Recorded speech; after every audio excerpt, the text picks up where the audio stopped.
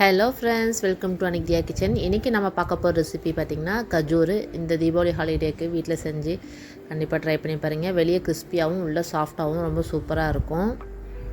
எப்படி செய்யலான்னு பார்க்கலாம் வாங்க. ஃபஸ்ட்டு வந்து ஒரு பேனில் வந்து சோம்பு ஒரு ஸ்பூனு ரெண்டு மூணு ஏலக்காய் போட்டு லைட்டாக ஃப்ரை பண்ணி இதை மாதிரி தூள் பண்ணி எடுத்துக்கலாம். இப்போ அடுத்ததாக ஒரு பேனில் வந்து மைதா மாவு எடுத்துக்கலாம்.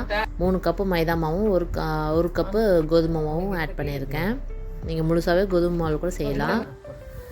இதில் வந்துட்டு எள்ளு ஒரு 1.5 ஸ்பூன் கிட்ட ஆட் பண்ணிக்கலாம். இதில் வந்து அதுக்கப்புறம் பார்த்திங்கன்னா நம்ம அரைச்சி வச்சது போட்டுக்கலாம்.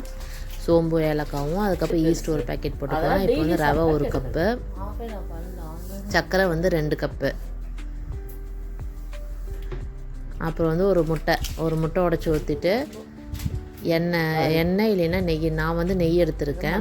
நெய் வந்து ஒரு 3 டேபிள் ஸ்பூன் நெய் எடுத்திருக்கேன். இது வந்து எங்கள் அம்மா தான் செஞ்சுருந்தாங்க ஊர்லேருந்து வந்தப்போ. இந்த முறுக்கு இந்த மாதிரி பலகார ஐட்டம்ஸ்லாம் வந்து ரொம்ப சூப்பராக செய்வாங்க. இப்போ வந்து லேசாக உப்பு வந்து நம்ம ஆட் பண்ணிவிட்டு இதில் தண்ணி தேவையான அளவு ஊற்றி நம்ம வந்து நல்லா பிணைஞ்சு எடுத்துக்கலாம்.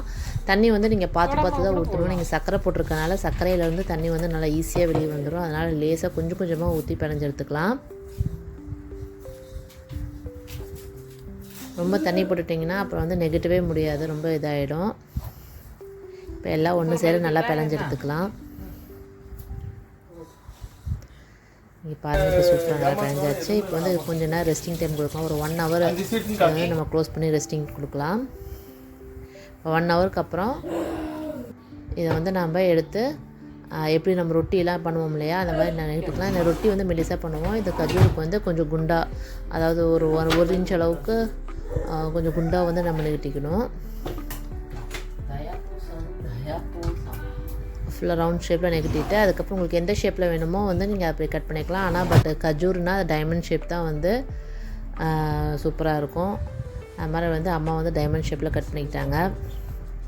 இப்போ இதை வந்து ஆயிலில் போட்டு ஃப்ரை பண்ணி எடுக்கணும், அவ்வளோதான். வெளியே கிறிஸ்பியாகவும் உள்ள சாஃப்டாகவும் வேறு லெவலில் இருந்துச்சு. இந்த தீபாவளி லீவில் கண்டிப்பாக ட்ரை பண்ணி பாருங்கள். ட்ரை பண்ணி பார்த்துட்டு எப்படி இருந்துச்சுன்னு சொல்லுங்கள். இந்த மாதிரி வேறு என்ன பலகார ஐட்டம்ஸ் உங்களுக்கு வேணும் அப்படின்ட்டு நீங்கள் கமெண்ட் செக்ஷனில் கமெண்ட் பண்ணுங்கள். கண்டிப்பாக ட்ரை பண்ணலாம். லாஸ்ட் டைம் செஞ்ச அந்த முறுக்கும் இந்த கஜூர் இதெல்லாம் வந்து அம்மா லீவில் இங்கே வந்திருந்தாங்க, அப்போ தான் செஞ்சு கொடுத்துருந்தாங்க. ரொம்ப சூப்பராக இருந்துச்சு. இன்னும் நிறைய ஐட்டம்ஸ் எங்கள் அம்மா செஞ்சதெல்லாம் இருக்குது.